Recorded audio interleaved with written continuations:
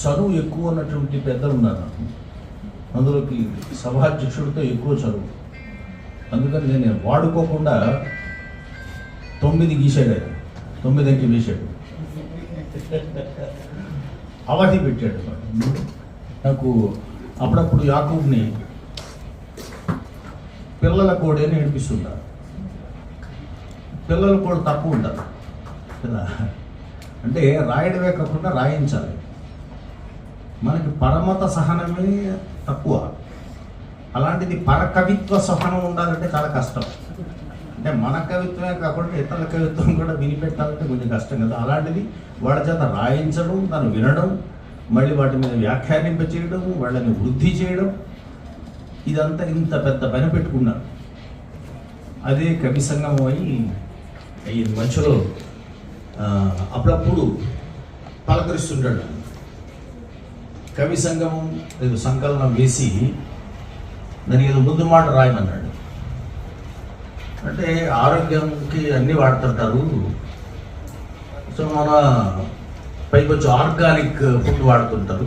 నేనేం చేశానంటే ఒక ప్రిస్క్రిప్షన్ రాస్తాను, మనుషులు కొంచెం ఆరోగ్యంగా ఉంటారు, 3 పూటల 3 చెంచాల కవిత్వం తాగితే బాగుంటుందని ఆ ముందు మాట రాసిచ్చాను.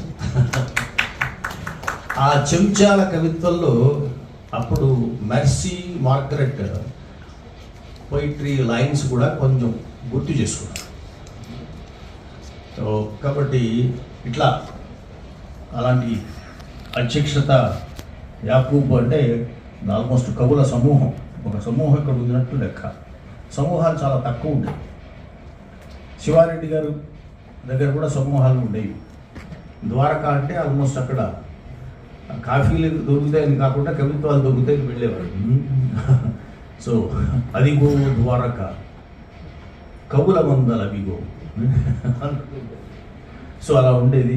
ఆయన ఆ వారసత్వాన్ని కొనసాగిస్తున్నారు వారు. తర్వాత యుద్ధానికి సరిపడా, యుద్ధం అనగానే మనకి ఒక ఆయుధం ఉండాలి కదా. మనకి ఇక్కడ ఏకే, మిగిలింది మీరు పూర్తి చేయొచ్చు. AK-47 ప్రభాకర్ గారు. సో ఇప్పుడు మనకి అంటే ఆయన బుల్లెట్స్ దించరు, పూలు కురిపిస్తారు. తర్వాత సో మరి ముఖ్యంగా నాన్న సమేతంగా కవి జాషువా అన్నట్టును కవిని కన్న తల్లి గర్భంబు ధన్యము అని. అమ్మ గర్భమే కాదు, నాన్న కూడా మోస్తాడు. కాబట్టి మంచి మీకు అభినందనలు మీ నాన్నగారికి. అట్లాగే ఇక్కడ మీరు పెద్దన్న అన్నారు కదా అని అందరినీ ఇంత చదువు తీసుకోవడం ఏమో సభా మర్యాద కాదని ఎవరికైనా అనిపిస్తే నేనేం అనుకోలేను. కానీ కాసిమ్కి అంత పెద్ద ఆర్ట్స్ కాలేజీ ప్రిన్సిపాల్, అటు వెళ్ళినప్పుడు ఎలా ఇప్పుడన్నా ఇక్కడ చదవలేకపోయానే బెంగ ఎప్పటికీ కలుగుతుంటుంది. అలాంటి చోట ఆయన ప్రిన్సిపాల్గా ఉన్నాడు. కాబట్టి నేను ఉన్నట్టే అనిపిస్తుంటుంది నాకు. సో సరదా తీర్చాడు మొత్తానికి.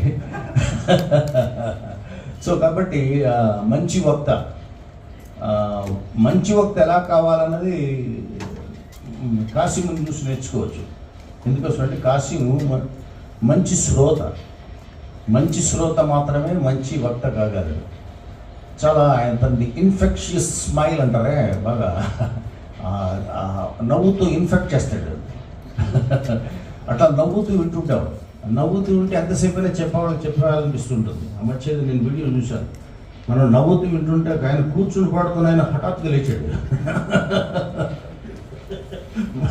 మా కాసిం నవ్వు అంత ప్రమాదకరం. చంద్రన్న గారు. సో మిత్రులారా, మీకు 9 అని చెప్తే మమ్మల్ని పొగడటానికే 10 నిమిషాలు వాడేశారు. ఇంకేం మాట్లాడతారని అనిపిస్తుంటుంది కదా. రైట్. ఇవాళ మెర్సీ మార్గరెట్ నన్ను ఈ పనికి రమ్మని అడిగారు. సో నేను సాహిత్య సభలకి దాదాపుగా నేను వెళ్ళడం మానేశాను, వాళ్ళు పిలవడం కూడా మానేశారు. వెళ్ళడం మానేస్తే ఎందుకు పిలుస్తారు? ఎందుకంటే రాజకీయ సభలకు అవన్నీ వెళ్తున్నాను, మిగిలిన సభలకు వెళ్తున్నాను. మరీ కాన్షియస్గా ఉన్నాను అని. అంటే కాన్షియస్గా ఉంటే ఎక్కువ స్పృహలో ఉన్నవాళ్ళు సాహిత్యం కవిత్వం గురించి మాట్లాడకూడదు. అంటే అర్థం ఏంటి? స్పృహ లేని వాళ్ళే కవిత్వం రాయాలా? అంటే మరీ లాజికల్ సెన్సెస్ ఎక్కువ పనిచేస్తున్నాయి అనుకోండి, వాడు కళకి సాహిత్యానికి కొద్దిగా పనికిరాడు. కవిత్వానికి కొంచెం అమాయకత్వం ఉండాలి, పొయిటిక్ ఇన్నోసెన్స్ ఉండాలి కదా. సో ఆ అమాయకత్వం ఎందుకో మెర్సీ మార్గరెట్లో కనిపిస్తుంటుంది నాకు. She has that poetic innocence. ఒక అప్పుడే పూసిన పూలను చూసి ఒక పావు గంట మురిసిపోమ్మా అంటే మనం చెప్పకుండా అరగంట మురిసిపోతుంది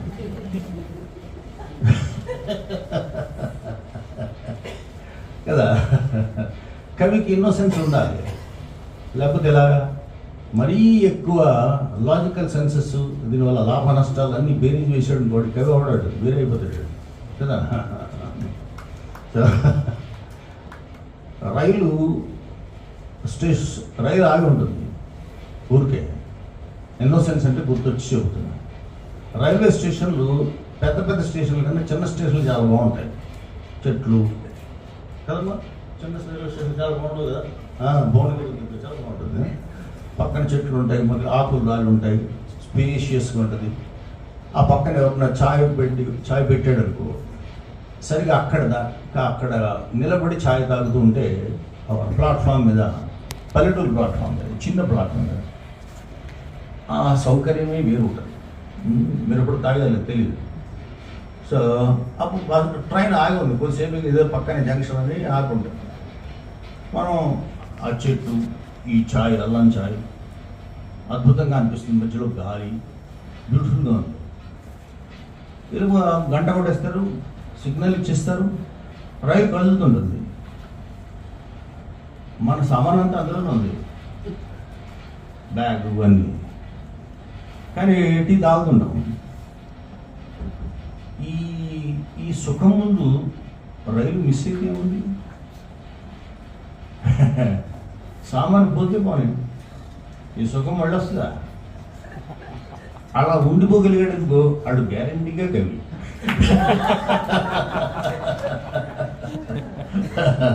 this is called poetic innocence. So పూలు గురించి రాసిన వాళ్ళు, సీతాకోక చిలుకల గురించి రాసిన వాళ్ళు, తుపాకులు, శతఘ్నుల గురించి రాయగలరా?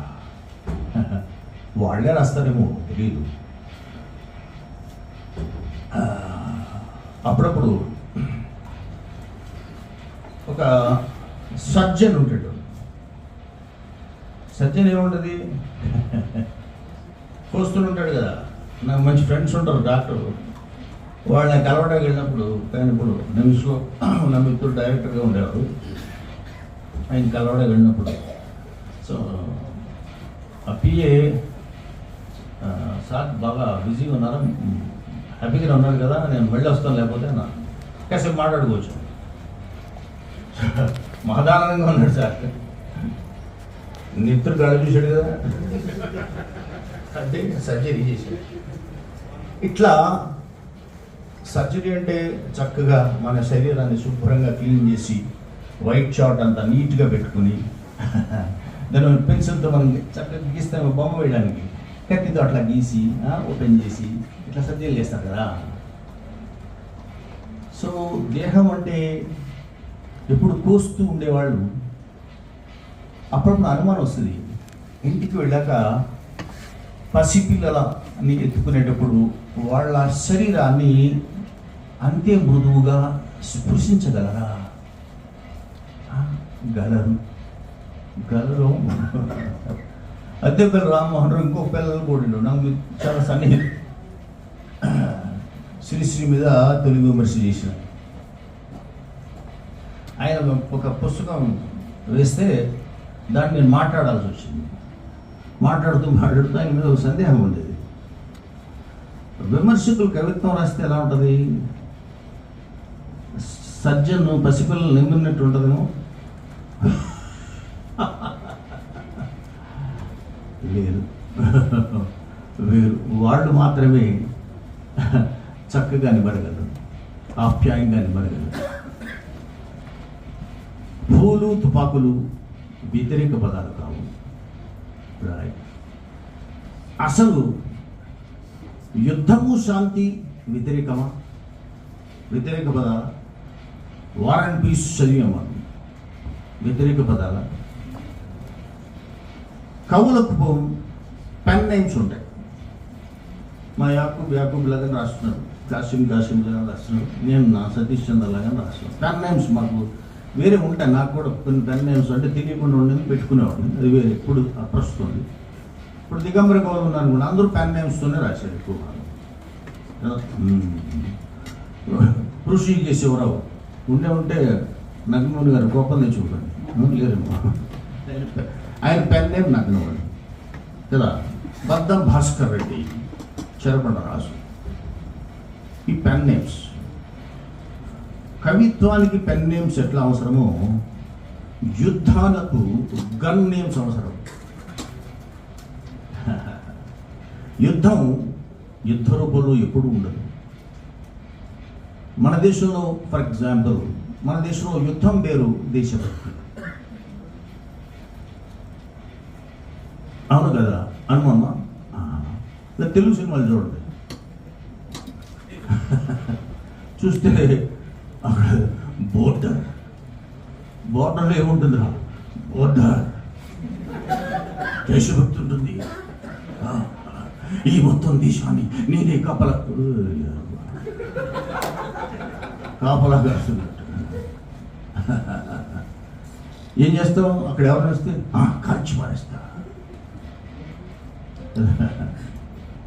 వాడు సైనికుడే ఆ దేశాన్ని, నువ్వు సైనికుడు ఈ దేశాన్ని.